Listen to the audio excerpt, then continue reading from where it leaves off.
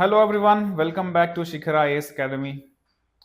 So in today's video, we are going to learn about the India's new earthquake map, which was released recently. Before going into the topic, I would like to inform everyone that the Shikara Academy is going to start the TGPSC Group 1, Group 2, and an integrated batch for Group 1 plus Group 2 from 4th December, which is tomorrow. There we will have complete coverage of syllabus through live classes, which will also be available as recorded classes, so that if you miss the live, you can watch the recording. You will get subject wise tests, sectional tests, subject wise tests, and full length tests for each and every topic of your syllabus. You will also get proper mains answer writing sessions for Group 1 mains and Group 1 plus Group 2 integrated batches, essay writing sessions, and also mains test series you will be getting on each and every topic, subject wise sectional as well as subject wise full length, and also full length test based on the pattern of the mains examination. Then you will get 100% coverage of syllabus. Along with that, you will also get study materials required, handouts required, and current affairs will be covered comprehensively. Indian current affairs as well as Telangana current affairs. So this is a one-stop solution for the Group 1 examinations. Then we also have similar course plan for Group 2 examinations and Group 1 plus Group 2 integrated.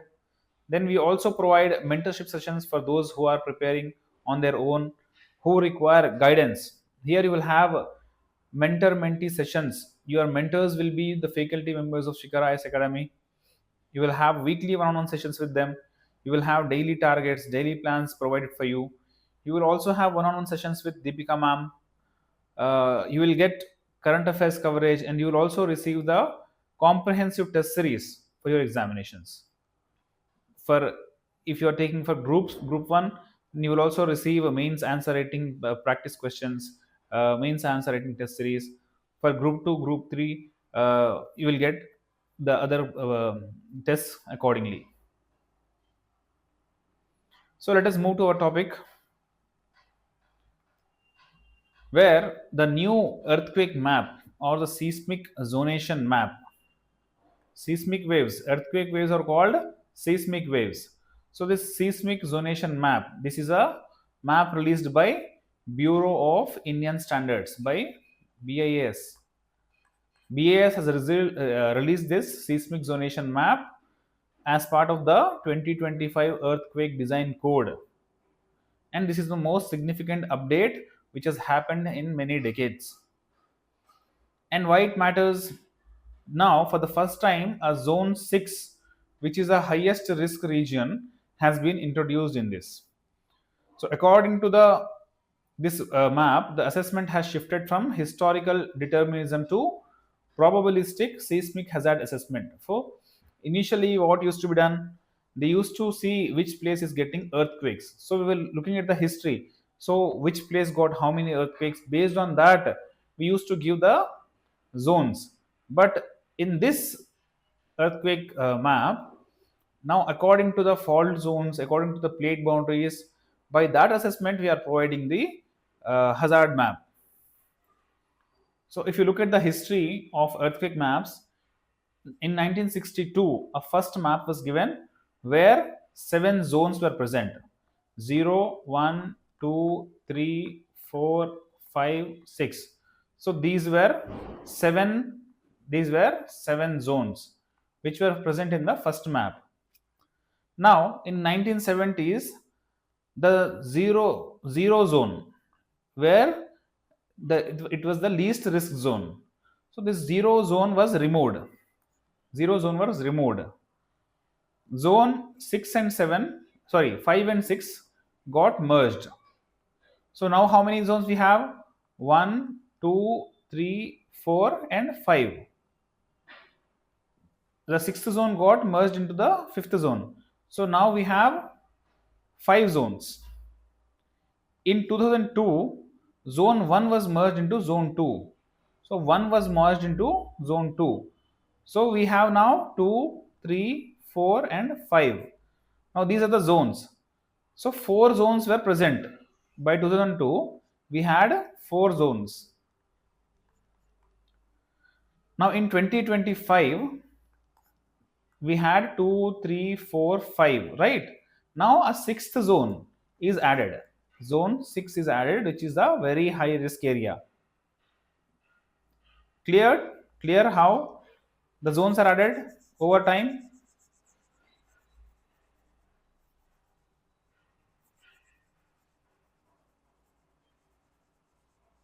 Once again, look into it. Once again, I will tell you. Initially, we had 0, 1, 2, 3, 4, 5, 6. These many zones. These were 7 zones. Later, zone 1 was removed and 5 and 6 were combined into 5. So now we have 1, 2, 3, 4, 5. Now in 2002, 1 and 2 were combined. 1 got merged into 2. So now we have 2, 3, 4, 5. Now in 2025, zone 6 got added.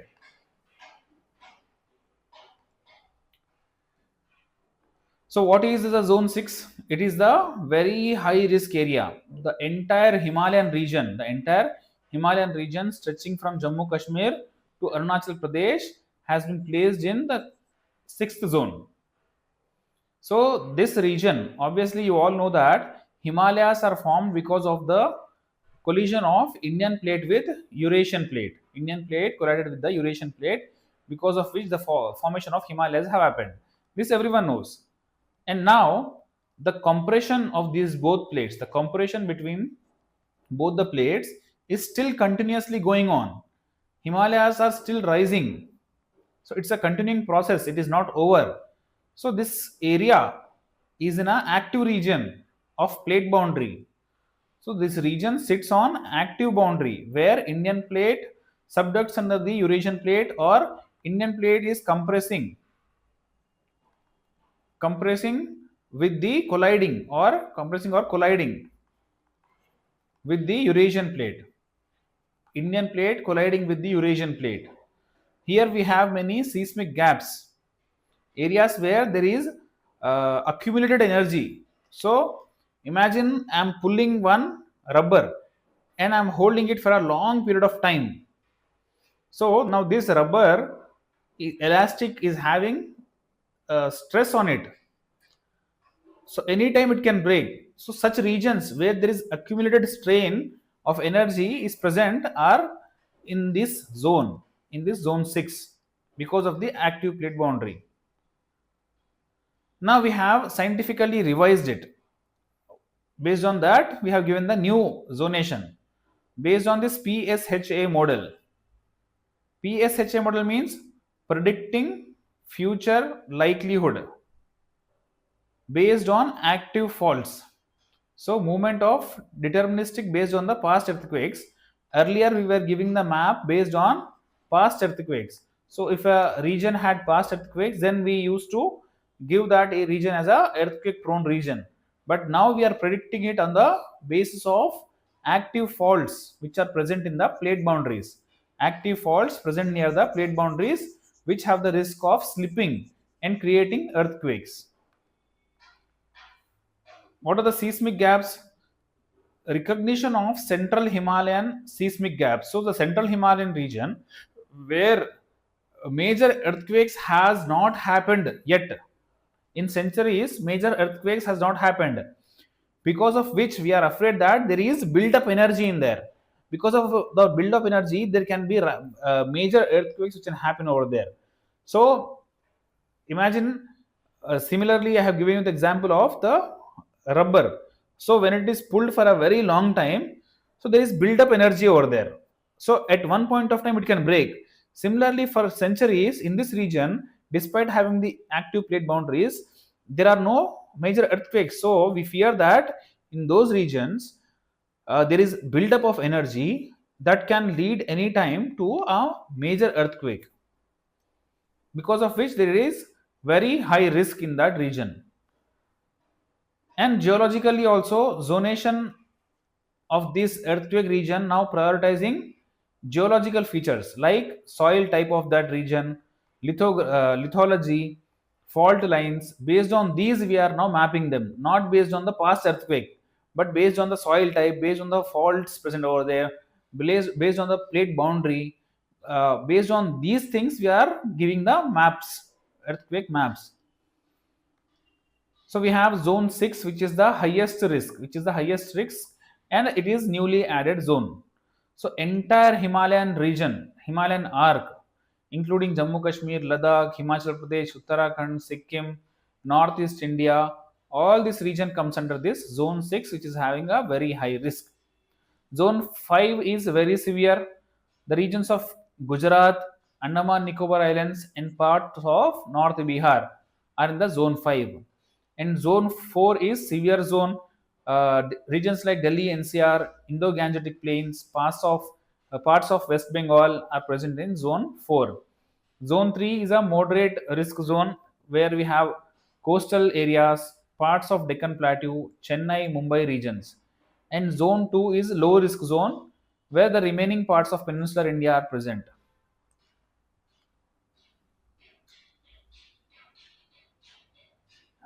What about India's vulnerability? So 61% of landmass, Indian landmass, 61% of India's landmass is vulnerable to these earthquakes.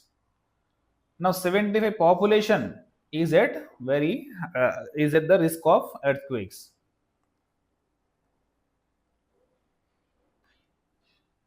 So what is the boundary rule?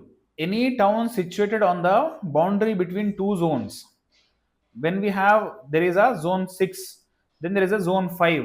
So this region where we have the people between the two zones, this is the zone 6, this is zone 5. So this boundary line, town situated on the boundary between two zones, is automatically upgraded to the higher risk zone. When a region is between two zones, that region is present in the higher risk zone. So what is the lifeline structures? Hospitals, schools, power plants, these are all what? These are lifelines of any economy. So when these hospitals, schools, power plants, when they are in the zone 6 and 5, if they are present in zone 6 and 5, they must adhere to immediate occupancy performance level. So they have to have proper safety measures, the infrastructure, buildings, etc. must be able to withstand the earthquakes. So we have to have proper infrastructure. In urban planning, we have to have new restrictions on expansion over soft sedimental regions and active fault regions. So on the active fault lines, the regions where the soil is soft, alluvium soil, etc. So on those type of soils, we must not develop urban buildings, etc. Because of the risk they are having, those regions are having of earthquakes. And also retrofitting mandate, urgent need to audit and retrofit the existing masonry buildings in the Himalayan belt. In the Himalayan region, the masonry buildings which are already present, we must have to audit them immediately because the region is under very high risk. So the Delhi NCR region, it is under zone 4, but it is under high risk because of what? Because of infrastructure, because of there are unique threats to Delhi. Like Delhi is near to the faults. So near the Sona, Mathura and Delhi Haridwar regions, there are fault regions which are highly prone to earthquake risks. Then soil amplification, thick alluvial soil can amplify the seismic waves. So when we have thick alluvial soil, the entire northern plain region is having alluvial soils, because when Indian plate collided with the Eurasian plate, Himalayas got formed. Then there were some depressions got formed. These depressions were filled by sediments. Now these are called northern plains. So these are thick alluvial region, because of which these alluvial soils can intensify the seismic waves. Hence it is high risk region. Then unplanned construction is also very much in this Delhi NCR region, because of which the structures may not withstand the earthquakes. So we need to have proper structural measures. seismic microzonation of urban centers, where we are mapping the risk street by street by looking at the structures, buildings, etc. By going through auditing the heritage sites, lifeline buildings, as in hospitals, education buildings, etc.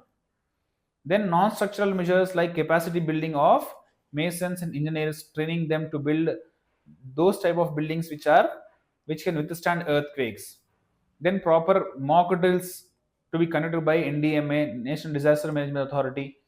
Then public awareness, drop, cover, hold on technique. So when earthquake happens, so how to save oneself. So this is a drop, cover and hold on technique. Like when we have some earthquakes, we have to drop down, we have to cover our heads with something like under the bed or the tables, etc. So that type of measures should be taught to everyone. This was your new earthquake map. The entire Himalayan region is under the zone 6. Below it we have zone 5. Then these regions are zone 4. Delhi is in zone 4. But because it is present in those regions where there are many fault lines, because of which there is high risk to Delhi. And the inner parts of peninsula like Andhra Pradesh region, Telangana region, they are in zone 2, which are very low risk zones. The other parts are in the zone 3. Gujarat is in zone 5. Some part of Gujarat, the Kutch Peninsula region, this is in zone 5. So Gujarat is also prone to earthquakes. In some parts of Mumbai, etc. also in below Mumbai, we are in the zone 5. So the entire northeast region, the Himalayan arc, the Gujarat region, the Maharashtra region, they are in the high risk compared to the peninsular plateau region. So this is your latest earthquake zonation mapping. So an answer writing mains question: earthquakes don't kill people, but buildings do. Improper infrastructure. So this is a mains answer writing focusing on disaster resilient infrastructure. Write the answer and comment in the mention in the comment box. Best of luck for your preparation. Thank you all. We'll meet in the next lecture.